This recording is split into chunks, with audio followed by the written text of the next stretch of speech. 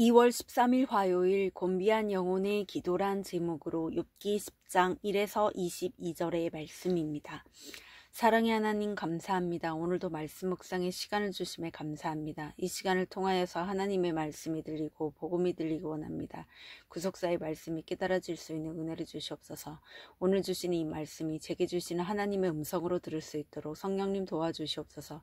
말씀대로 믿고 살고 누리는 인생이 되게 하시고 이 시간도 우리와 함께해 주시옵소서.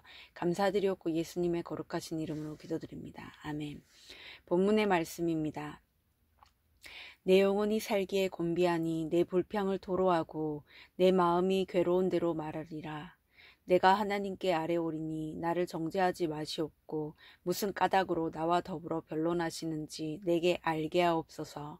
주께서 주의 손으로 지으신 것을 학대하시며 멸시하시고 악인의 꾀에 빛을 비추시기를 선히 여기시나이까. 주께도 육신의 눈이 있나이까. 주께서 사람처럼 보시나이까.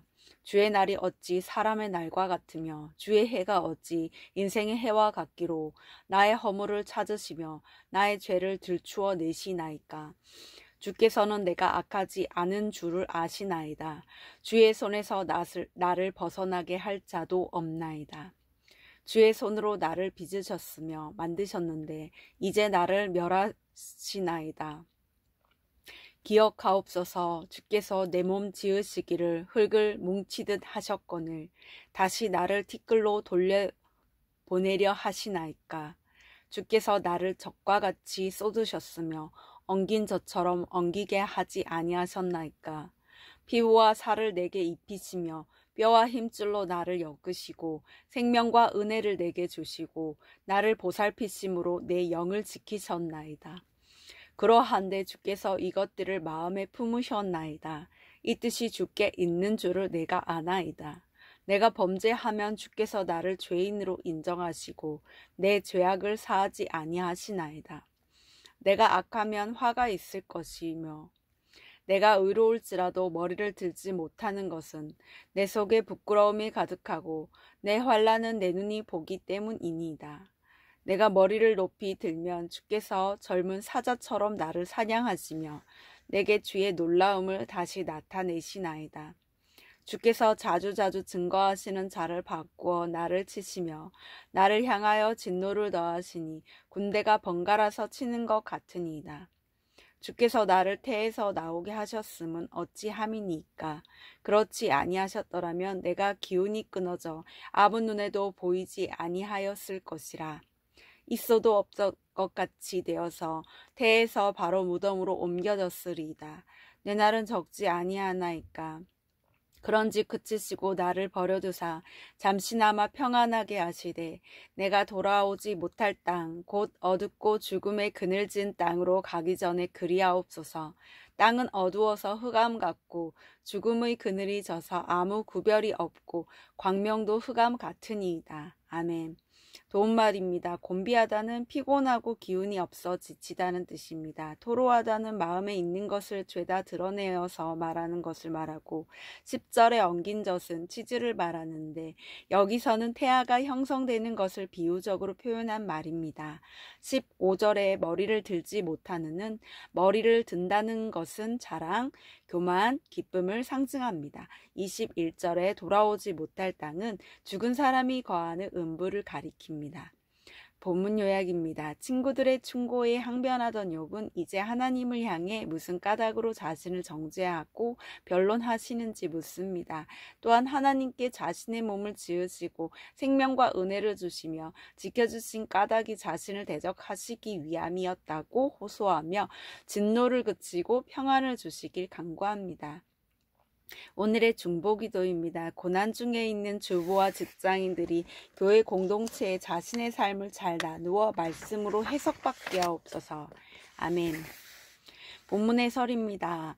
첫 번째, 내게 알게 하옵소서. 1에서 7절의 내용입니다.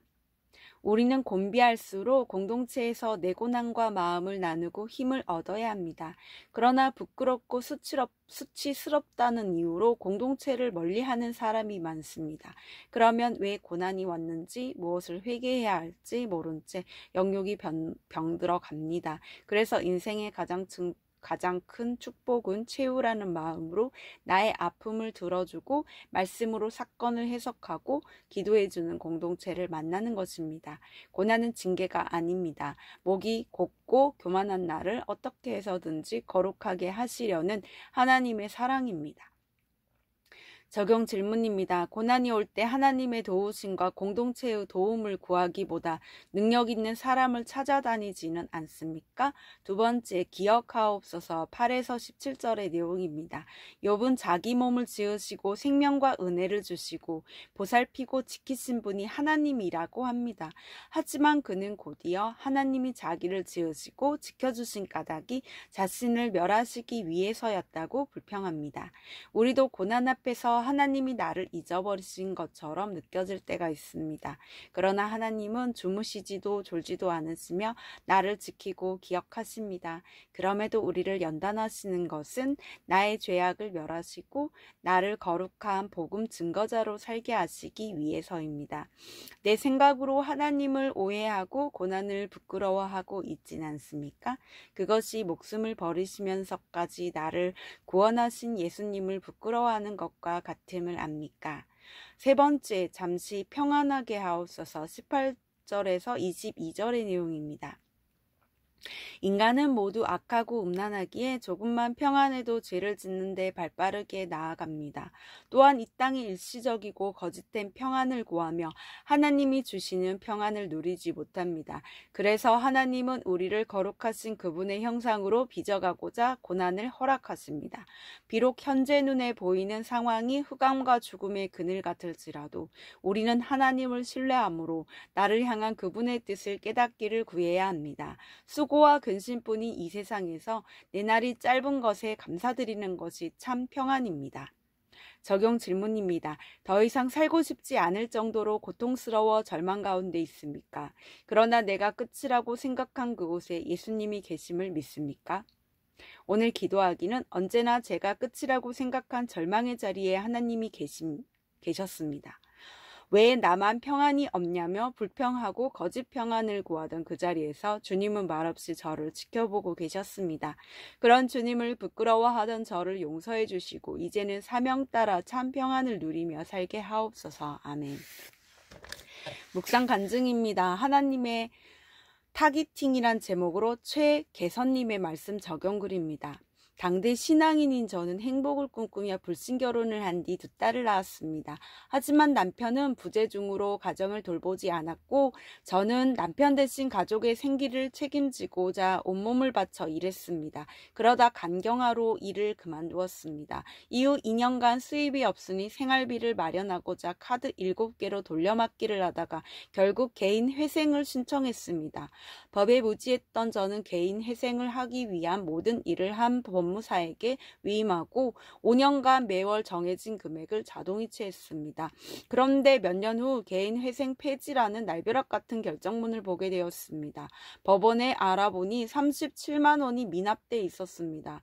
법원에서는 법무사에게 몇 차례 우편물을 보냈지만 답이 없었고 2년을 더 기다리다 부득이 폐지 결정을 하게 되었다고 했습니다. 수소문에 보니 그 법무사는 이미 사무실을 폐업한 상태였습니다.